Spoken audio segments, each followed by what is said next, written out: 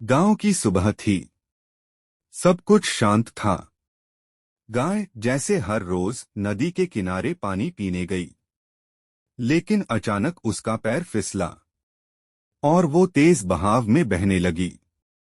चीख सुनकर गांव के लोग दौड़े। किसी ने रस्सी उठाई, किसी ने ना, पर सबसे पहले कूदा रामू, वो जो ठीक से तैरना भी नहीं जानता था। गौमाता को कुछ नहीं होने दूंगा, बस इतना कहा और कूद गया नदी में। पानी का बहाव तेज था, लेकिन मोहब्बत उससे भी तेज।